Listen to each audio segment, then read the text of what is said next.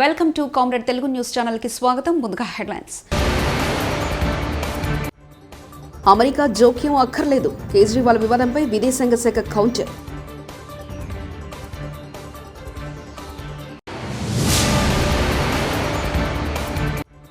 కాంగ్రెస్ ప్రభుత్వ నిర్లక్ష్య విధానాలతో ఆగమైపోతున్న రైతులు కేటీఆర్.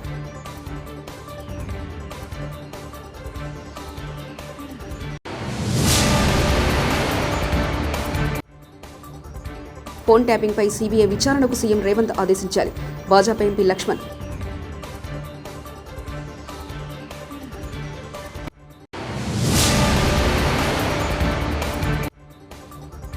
సానుభూతి కోసమే చిన్నాలను జగన్ తెరపైకి తెస్తున్నారు. వివేక కుమార్తె సునీత.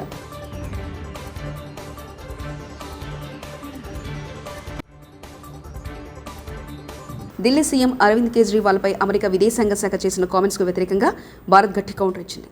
భారత విదేశాంగ మంత్రిత్వ శాఖ గురువారం ఓ ప్రకటనలో కీలక వ్యాఖ్యలు చేసింది. అమెరికా వ్యాఖ్యలు ఆమోదించలేనివని, అసమంజసమైనవని పేర్కొంది. ఇప్పటికే ఈ వ్యవహారంలో ఆ దేశ దౌత్యవేత్తకు భారత్ సమన్లు పంపిందని బుధవారం అమెరికా తాత్కాలిక deputy chief of mission Gloria బెర్బానాను భారత విదేశీ వ్యవహారాల కార్యాలయానికి పిలిపించుకుని 40 నిమిషాల పాటు చర్చించినట్లు తెలుస్తుంది. సాగునీరు లేక ఎండిపోతున్న పంటలను పరిశీలించే తీరిక ప్రభుత్వానికి ముఖ్యమంత్రి రేవంత్ రెడ్డికి లేదని మాజీ మంత్రి కేటీఆర్ విమర్శించారు. రాజన్న సిరిసిల్ల జిల్లా తంగలపల్లి మండలం సారంపల్లిలో పొలాలను ఆయన పరిశీలించారు. రైతులను ఆదుకోవాలన్న చిత్తశుద్ధి కాంగ్రెస్ కుంటే రైతు రుణమాఫీని వెంటనే అమలు చేయాలని డిమాండ్ చేశారు. రైతు భరోసా కింద ఎకరానికి 15,000 ఇస్తామన్న హామీని నెరవేర్చాలని కోరారు. పంటలు ఎండిపోయినాయో ఆ రైతుల్లో భరోసా నింపడానికి, ధైర్యాన్ని ఇవ్వడానికి, అదేవిధంగా వారికి మేమున్నామని చెప్పడానికే ఈరోజు క్షేత్రస్థాయిలో మా పార్టీ నాయకులు అన్ని నియోజకవర్గాల్లో కూడా రైతుల దగ్గర పోతా ఉన్నారు, పర్యటనలు చేస్తా ఉన్నారు. అందరినీ కూడా కలిసి వారిలో ఒక భరోసా నింపే ప్రయత్నం చేస్తున్నారు. రైతులు అడగలేదు, మిమ్మల్ని ఎవరు కూడా నిజానికి డిమాండ్ చేయలేదు. మేమే డిసెంబర్ 9 నాడు అధికారంలోకి వస్తున్నాం. ఇప్పటిదాకా లోన్లు తీసుకొని వాళ్ళు కూడా తీసుకోండి, నేను వెంటనే 2 లక్షల రూపాయల రుణమాఫీ చేస్తా అని చెప్పింది రేవంత్ రెడ్డి. మరి ఇప్పుడు 4 నెలలైనా కూడా రుణమాఫీ అనేది కనీసం ప్రస్తావన కూడా లేని పరిస్థితి ఈరోజు రాష్ట్రంలో చూస్తా ఉన్నాం. రుణమాఫీ చేయకపోగా బ్యాంకుల ద్వారా ఇవాళ రైతులకు లీగల్ నోటీసులు ఇచ్చి మీరు కడతారా సస్తారా అని మెడ మీద కత్తి పెట్టినట్టు వ్యవహారం మరొక దిక్కు చూస్తా ఉన్నాం. ఇంకా దుర్మార్గం ఏంటంటే కేసీఆర్ గారు ఆనాడు 7,000 కోట్ల రూపాయలు తాను అధికారం నుంచి ఎలక్షన్లకు ముందు దిగిపోయే ముందు రైతుల కోసం, యాసంగి పంట కోసం 7,000 కోట్లు మరి రైతు బంధు కోసం పెట్టిపోతే ఇవాళ ఆ మొత్తాన్ని కూడా, ఆ సొమ్మును కూడా రైతులకు ఇవ్వకుండా, రైతులకు ఇప్పటి వరకు రైతు బంధు ఇవ్వకుండా కాంట్రాక్టర్ల ఖజానాలు నింపడానికి, కాంట్రాక్టర్లకు పేమెంట్లు చేయడానికి ఒక చిల్లర వ్యవహారానికి కూడా తెరదీసింది ఈ కాంగ్రెస్ ప్రభుత్వం. ఈ అన్నింటికీ మించిన దుర్మార్గం ఏంటంటే ఇవాళ నిజంగా కూడా రైతులను చూస్తే గోసనిపిస్తున్నది. ఇక్కడ నేను కలిసిన రైతు పేరు పరశురాములు గారు. ఆయన కౌలు రైతు. ఒక 10 ఎకరాలు సారంపల్లి అనే గ్రామంలో తంగలపల్లి మండలంలో కౌలుకు తీసుకున్నారు. కౌలుదారు కాబట్టి పట్టదారుకు మొదలే 60,000 రూపాయలు ఆయన కట్టినాడు. ఇలా ఆయన పరిస్థితి ఏంటంటే మొత్తం మేతకు తప్ప ఎందుకు పనికిరాని పరిస్థితి ఈరోజు ఈ పొలం తయారైంది.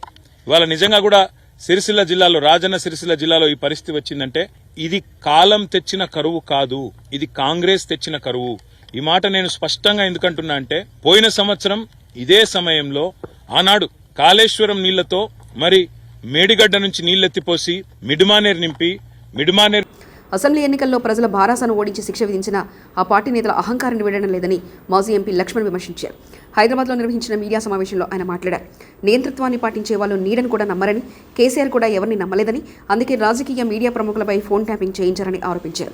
ఫోన్ ట్యాపింగ్ పై సీబీఐ విచారణకు సీఎం రేవంత్ ఆదేశించాలని లక్ష్మణ్ కోరారు. చేశామని కేటీఆర్ గారేమో వారు మాట్లాడుతూ జరిగితే జరిగి ఉండొచ్చు, ఒకరిద్దరి లంగాలు జరిగిండొచ్చు అని వారు అంటే కేటీఆర్ గారు ఒప్పుకుంటా ఉన్నారు. అంటే ఫోన్ ట్యాపింగ్ జరిగి ఉండవచ్చు అని. అది ఒకరిదా, ఇద్దరిదా, వేలదా, ఆ విషయం పక్కన పెడితే అదేదో పోలీసుల పని మాత్రమే వారు చెప్తున్నారు. బీఆర్ఎస్ ఏమో వాళ్ళ అవినీతిని, వారి కుటుంబ పాలనను, వాళ్ళ నియంతృత్వ పోకడను, వారు ప్రజలు మొన్ననే ఎన్నికల్లో వారికి ప్రజా తీర్పు నుంచి శిక్ష విధించినప్పుడు కూడా ఆ అహంకారాన్ని వీడకుండా ఏ రకంగా మేకపోతు గాంభీర్యాన్ని ప్రదర్శిస్తూ ఇంకా ఆ ప్రజల మీద నెట్టే ప్రయత్నం. నియంతృత్వాన్ని నమ్ముకున్నవాడు తన నీడను కూడా నమ్మలేడట. నీడ వెంటాడుతుందని చెప్పి ఒక అభద్రతా భావంతో ఏ రకంగా వ్యవహరిస్తాడో మరి కేసీఆర్ పాలనలో కూడా తన పాలన మీద తనకు నమ్మకం లేకుండా ప్రజా జీవితంలో ముఖ్యులైనటువంటి అందరిపైన కూడా, వారి కదలికలపైన, మరి ప్రధాన మీడియా బ్యూరో చీఫ్లపైన, ప్రతిపక్షాల నాయకులపైన, లేదా కొంతమంది బ్యూరోక్రాట్లు లేదా వ్యాపారులు, రకరకాలైనటువంటి ఆ వర్గాల మీద మరి గత బీఆర్ఎస్ ప్రభుత్వం చేసిన అనేక దుర్మార్గాలు, నేరాల్లో ఒకటి ఫోన్ ట్యాపింగ్ అని ఇవాళ తేలుతా ఉన్నది. అప్పటి ముఖ్యమంత్రి కేసీఆర్ గారు ఫామ్ హౌస్ నుంచి కదలలేదు, వారు సచివాలయం వెళ్ళలేదు, ఫైళ్లు కదలలేదు. ప్రతి పథకంలో కూడా అవినీతి, అక్రమాలు, కమిషన్లు దండుకునేటువంటి కార్యక్రమాలు తప్పితే ఆ రకంగా ప్రతి స్కీమ్లో ఒక స్కామ్, ప్రశ్నించే వాళ్ళ మీద బెదిరింపులు, వారి మీద మరి దుర్భాషలాడుతూ ఒక నియంతృత్వ పోకడలతో వివరించారో గత 5 సంవత్సరాలు ప్రజలు గమనించారు. ఆ రకంగా రాజకీయంగా కూడా మరి ప్రతిపక్షాలు ఎన్నికల సందర్భంలో వారి కదలికల్ని, సంభాషణల్ని ఈ రకంగా ట్యాపింగ్ చేయడం అనేది ఆ రకంగా రాజకీయంగా లబ్ధి పొందేదానికి మరి దానికి తోడు దాన్ని అలుసుగా తీసుకొని మరి కొంతమంది పోలీసు అధికారులు ఏ రకంగా అక్రమార్జనకు పాల్పడ్డారో ఇవాళ ఇవన్నీ కూడా కథలుగా ఇవాళ బయటికి వస్తూ ఉన్నాయి. ఫోన్ ట్యాపింగ్ ఉదంతాలు తెలంగాణ ప్రజలు అసహించుకునేటువంటి విధంగా, పౌరుల ప్రాథమిక హక్కులు భంగం కలిగించే విధంగా జరగడమే కాకుండా వ్యక్తిగత స్వేచ్ఛ అనేది రాజ్యాంగం మరి సాకారం చేసినటువంటి ప్రాథమిక హక్కును భంగం కలిగించినట్టుగా గత ప్రభుత్వం చేసినటువంటి. రాజధాని కోసం భూములు ఇచ్చి కష్టాలు అనుభవిస్తున్న అమరావతి రైతులకు ఖచ్చితంగా న్యాయం జరుగుతుందని సుప్రీంకోర్టు విశ్రాంత ప్రధాన న్యాయమూర్తి జస్టిస్ ఎన్వి రమణ విశ్వాసం వ్యక్తం చేశారు. కృష్ణా జిల్లా పర్యటనలో భాగంగా విజయవాడ విమానాశ్రయం చేరుకున్న ఆయనకు అమరావతి రైతులు, మహిళలు స్వాగతం పలికారు. రాజధాని రైతులకు న్యాయం జరిగేలా చూడాలని వినతి పత్రం అందజేశారు. మరి ప్రస్తుత ప్రభుత్వ విధానాల వలన గత 1563 రోజులుగా ఉద్యమం చేస్తున్నటువంటి మరి ప్రత్యేకించి మహిళా రైతులు ఇక్కడికి వచ్చారు. వాళ్ళ కష్టాలు చెప్పారు. వాస్తవానికి వాళ్ళంతా కూడా ఎంతో త్యాగం చేశారు రాజధాని నిర్మాణం కోసం. నాకు బాగా గుర్తు, ఆ రోజు శంకుస్థాపన జరిగిన రోజు మరి నేను కూడా వచ్చాను. నన్ను కూడా అప్పుడు ఉన్నటువంటి ప్రభుత్వం పిలిచింది, వచ్చాను. అప్పుడు ఒక పత్రికలకు ఇచ్చినటువంటి ఇంటర్వ్యూలో నేను చెప్పాను కూడా, రైతుకి భూమికి ఉన్నటువంటి సంబంధం తల్లికి బిడ్డకు ఉన్నటువంటి సంబంధం లాంటిది అనేటువంటిది. అది ఒక రైతు భూమిని కోల్పోవటం అంటే అది సామాన్యమైనటువంటి విషయం కాదు. అటువంటి రైతులు స్వచ్ఛందంగా మరి భూమినిచ్చి ఇవాళ గత 5 సంవత్సరాలుగా మరి నేరస్తుల్లాగా కోర్టుల్లో నిలబడి అనేక కష్ట నష్టాలకు వచ్చి గొప్ప ఉద్యమం చేస్తున్నారు. వాళ్ళ దైన్య పరిస్థితి చూస్తే చాలా హృదయ విదారకంగా ఉంది. మరి ఎప్పటికైనా ప్రభుత్వాలు మేల్కొల్పుని వాళ్ళకి న్యాయం చేస్తారని చెప్పేసి అనుకుంటున్నాను. న్యాయ వ్యవస్థ కూడా న్యాయం చేస్తారని విశ్వసిస్తున్నాను. నేను ఎందుకంటే న్యాయ వ్యవస్థలో పనిచేసినటువంటి వ్యక్తిగా చెప్తున్నా, ఆలస్యమైనప్పటికీ కూడా తప్పనిసరిగా న్యాయం జరుగుతుందని చెప్పేసి నేను అనుకుంటూ వాళ్ళ ఉద్యమం విజయవంతం కావాలని చెప్పేసి మరి మంచి రాజధాని నిర్మాణం జరగాలని, అందుకు త్యాగం చేసినటువంటి వీళ్ళందరికీ సరైనటువంటి ఫలితం దక్కాలని చెప్పి కోరుకుంటున్నా. నమస్కారం. హంతకులకు ఓటు వేయదని మాజీ మంత్రి వివేకా కుమార్తె సునీత మరోమారు ప్రజలకు విజ్ఞప్తి చేశారు. తెలంగాణ హైకోర్టు వద్ద గురువారం ఆమె మీడియాతో మాట్లాడారు. వైఎస్ వివేకానందరెడ్డి హత్య కేసుకు సంబంధించి సీఎం జగన్ పొద్దుటూరు సభలో చేసిన వ్యాఖ్యలపై తీవ్రంగా స్పందించారు. మీ మామగారిని ఉద్దేశించుతూ ముద్దుగా మామ అని పిలుస్తారు. చిన్నాన్న అంటే మీ నాన్నతో సమానం. అట్లాంటి చిన్నాన్న చనిపోతే ఆ చావు వెనుక కుట్ర ఏంటి అన్నది నిర్ధారించకుండా ఆ చిన్నాన్న కూతురు మీదే నిందలు వేయడం ఏమన్నా న్యాయమా? నీ చెల్లెలు కోర్టుల చుట్టూ పోలీసుల చుట్టూ తిరుగుతుంటే అన్నయ్యగా నీ బాధ్యత ఏంటి? అమ్మ నేనున్నాను నీ కోసం, నువ్వు ఇట్లా తిరగద్దు, నీ పని హాస్పిటల్లో పని చేసుకోవడం అని చెప్పేది పోనిచ్చి నా మీదే కేసులు పెడతాడు. ఏమైనా న్యాయమా? చిన్నాన్న చనిపోతే 5 సంవత్సరాలు అయింది.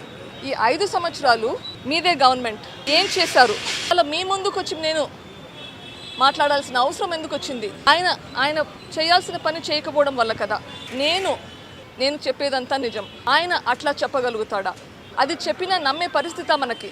ఆయన ఒక మాట అన్నాడు, దేవునికి తెలుసు, ఈ జిల్లా ప్రజలకందరికీ తెలుసు వివేకం చిన్నానని ఎవరు చంపారు అని. కరెక్ట్గా చెప్పారు. దేవునికి తెలుసు, ప్రజలకందరికీ తెలుసు, మీకు కూడా తెలుసు. అందుకేనా చేయించిన వాళ్ళని అంతగా ప్రొటెక్ట్ చేస్తున్నారు. మీకు తెలిసి కూడా ప్రొటెక్ట్ చేస్తున్నారు అంటే ఎందుకు ప్రొటెక్ట్ చేస్తున్నట్లు? దేనికి భయపడి ప్రొటెక్ట్ చేస్తున్నట్లు అని నేను అడుగుతున్నాను. 2 చెల్లెలు ఇంకొకరు నడిపిస్తున్నారు. నేను అడుగుతున్నాను. ఇంకో మాట కూడా అన్నాడు, చంపినోడే చంపినాను అని చెప్తున్నాడు అని బయట తిరుగుతూ. సో చంపినోడు నేను చేశాను అంటే నమ్ముతున్నారు. అదే చంపినోడు ఎవరు చేశారో కూడా చెప్తున్నాడు, క్లియర్గా చెప్తున్నాడు. దీని వెనకాల వైఎస్ భాస్కర్ రెడ్డి ఉన్నాడు, వైఎస్ అవినాష్ రెడ్డి ఉన్నాడు, వాళ్ళ వెనకాల వైఎస్ జగన్ రెడ్డి, భారతి రెడ్డి వాళ్ళని ప్రొటెక్ట్ చేస్తూ ఈయన థ్రెటన్ చేస్తూ ఉన్నాడు అని కూడా చెప్తున్నాడు. మరి ఒకటి నమ్ముతున్నారు, ఇంకొకటి నమ్మడం లేదా? నమ్మితే రెండు నమ్మాలి కదా. మరి వీళ్ళని ప్రొటెక్ట్ చేసేది ఎవరు? మీరు కాదా? లాస్ట్ ఇయర్ కర్నూలులో ఏం జరిగిందో మనకు అందరికీ తెలుసు, రాష్ట్ర ప్రజలందరూ చూశారు. మీరు మీ గవర్నమెంట్ పెట్టుకొని మీ పోలీసుల ద్వారా ప్రొటెక్ట్ చేసింది నిజమా కాదా? హంతకుడైతే ఎవరున్నారో ఆయన చెప్పాడు, చేయించింది ఎవరని. అదే విషయం సిబిఐ కూడా ఇన్వెస్టిగేట్ చేసింది, ప్రూవ్ కూడా చేసింది. ఒకప్పుడు మీరు సిబిఐ ఎంక్వైరీ అడిగారు, తర్వాత మీరే వద్దన్నారు. మీరు అప్పుడు ఎందుకు వద్దన్నారు? మీ పేరు బయటకు వస్తుందని వద్దన్నారా, లేకపోతే ఆ పిటిషన్ విత్డ్రా చేసుకోవాల్సిన అవసరం ఏంటి? ఇంకా సిగ్గుచేటు ఏంటంటే, ఎవరైతే నిందితుడై ఉన్నాడో ఆయనని పక్కన పెట్టుకొని ఆయనకి ఓటేయమని అడుగుతున్నారు, మీకు ఓటేయమని మీ తమ్మునికి ఓటేయమని అడుగుతున్నారు. అదే మనిషిని సిబిఐ విచారించి నిందితుడు అని చెప్తుంది, నిందితులకు ఓటేయమని అడుగుతున్నారు. మీ చిన్నాన్నను చంపిన వాళ్ళకి ఓటు వేయమని చెప్పడం, మీ పార్టీలో కూడా టికెట్ ఇవ్వడం మీకు తప్పుగా అనిపించట్లేదా? రాజకీయ స్వార్థం కోసం ఎవరు చేస్తున్నారు? 5 ఏళ్ల క్రితం నాన్నను చంపించారు, అప్పుడు రాజకీయానికి వాడుకున్నారు. ఈ 5 ఏళ్ళు మర్చిపోయారు. పవర్ లీక్ వచ్చాక ఒక్కసారైనా మీ చిన్నాన్నను గుర్తు చేసుకున్నారా? ఆయన చేసిన పనులను గుర్తు చేసుకున్నారా? లేదు. ఈరోజు ఎలక్షన్లు వచ్చాయి, ఈరోజు గుర్తొచ్చాడు మనిషి. ఇన్ని రోజులు మర్చిపోయిన మనిషి ఈరోజు మీకు గుర్తొచ్చాడా? ఎవరు స్వార్థపరులు? ఎవరు పదవుల కోసం ఉపయోగించుకుంటున్నారు? ఆలోచించండి. హత్య చేయించిన వాళ్ళకి ఓటు వేయమని మీరు అడుగుతున్నారు. ఎవరు వాడుకుంటున్నారు? ఇప్పుడు మనం సినిమాలో చూస్తాం, విలన్ ఉంటారు, విలన్ పక్కన రౌడీలు ఉంటారు. రౌడీలను పట్టుకుంటే సరిపోతుందా? విలన్ దగ్గరికి వెళ్ళాలనా? మూల కారణం అయ్యేది విలన్. అమెరికా జోక్యం అక్కర్లేదు, కేజ్రీవాల్ వివాదంపై విదేశాంగ శాఖ కౌంటర్.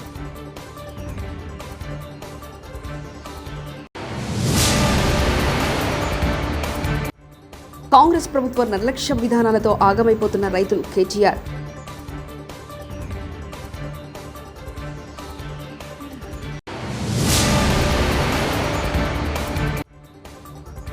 ఫోన్ ట్యాపింగ్పై సిబిఐ విచారణకు సీఎం రేవంత్ ఆదేశించాలి. భాజపా ఎంపీ లక్ష్మణ్.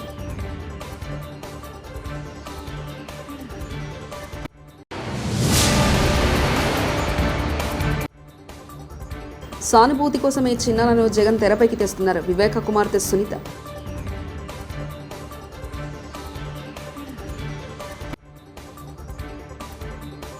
ఇవి బులెటిన్ విశేషాలు. చూస్తూనే ఉండండి కామ్రేడ్ తెలుగు న్యూస్ ఛానల్ ప్రతినిధి ఒంటేరు రమేష్ చంద్ర పరకాల.